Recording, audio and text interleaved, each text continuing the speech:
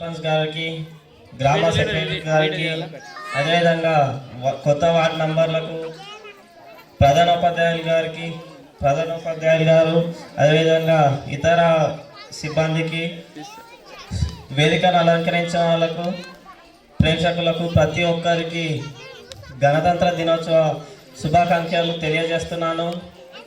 ముందుగా నా దేశ ప్రజలకు హృదయపూర్వక నమస్కారాలు. దేశ విదేశాల్లో నివసిస్తున్నటువంటి నా భారతదేశ ప్రజలందరికీ గణతంత్ర దినోత్సవం శుభాకాంక్షలు తెలియజేస్తున్నాను.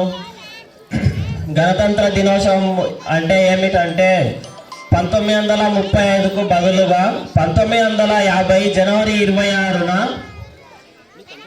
గణతంత్ర దినోత్సవాన్ని మన భారత రాజ్యాంగాన్ని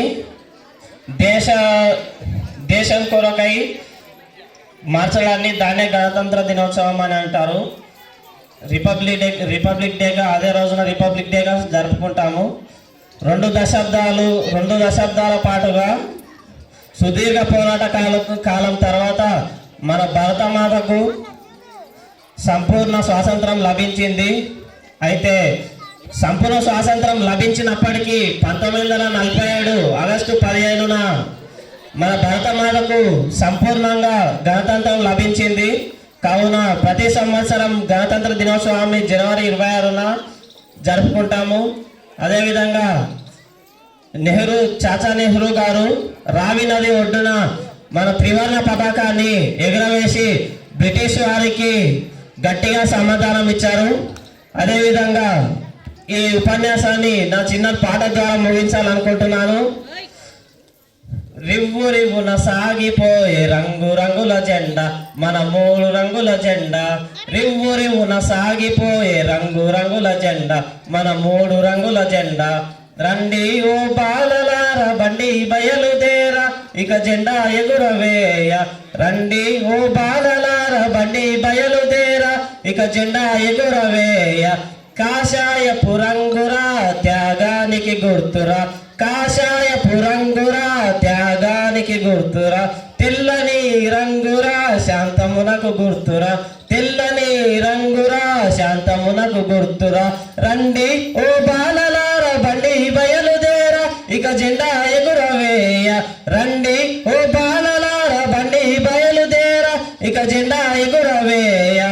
ఆకుపచ్చని రంగురా శౌర్యమునకు గుర్తురా, ఆకుపచ్చని రంగురా శౌర్యమునకు గుర్తురా. అశోక చక్ర ధర్మమురా ధర్మానికి గుర్తురా, అశోక చక్రమురా ధర్మానికి గుర్తురా.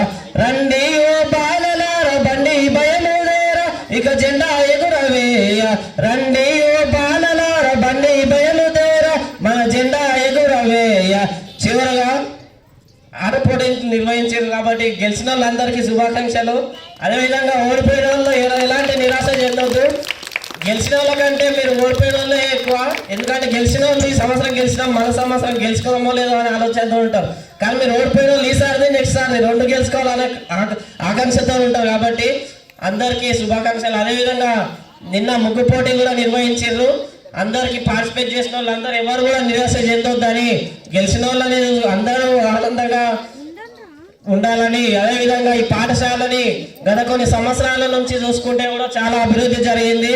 అన్ని పరిసరాలు కానీ ప్రతి ఒక్కటి చెట్టు ప్రతి ఒక్కటి చాలా అభివృద్ధి జరిగింది. ఇంతకుముందు నా స్టాఫ్ మెంబర్స్ కన్నా కూడా ఈ సార్ వాళ్ళు చాలా చక్కగా వాళ్ళలో ఉన్న టాలెంట్ని ఎంకరేజ్ చేసి డ్యాన్స్ల రూపంగా స్పీచ్ల రూపంగా ఇంతకుముందు చాలా భయపడుతున్నాయి పిల్లలు స్టేజ్ ఎక్కాలంటే.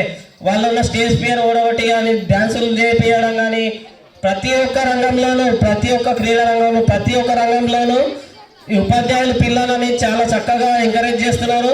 నిజంగా చాలా సంతోషంగా భావిస్తున్నాము. ఈ స్టాఫ్ మెంబర్స్ కూడా చాలా చక్కగా ఉన్నారు. వీళ్ళు చాలా ఎంకరేజ్ చేస్తున్నారు పిల్లలకు. ఇలాగే ఇంకా ముందుగా ఎంకరేజ్ చేసి ఇంకా ఎన్నో కార్యక్రమాలను కండక్ట్ చేసుకుంటామని, అదేవిధంగా గణతంత్ర దినోత్సవం సందర్భంగా మరొకసారి శుభాకాంక్షలు తెలియజేస్తూ వేదికను అలంకరించిన పెద్దలకు, అదేవిధంగా ఈ అవకాశం ఇచ్చిన ప్రతి ఒక్కరికి ధన్యవాదాలు తెలియజేస్తూ ముగిస్తున్నాను. Thank you Jashwanth. చాలా సుదీర్ఘమైన సమయం తీసుకొని అమూల్యమైన సలహాలు ఇచ్చినటువంటి సోదరుడు జశ్వంత్కి శుభాకాంక్షలు.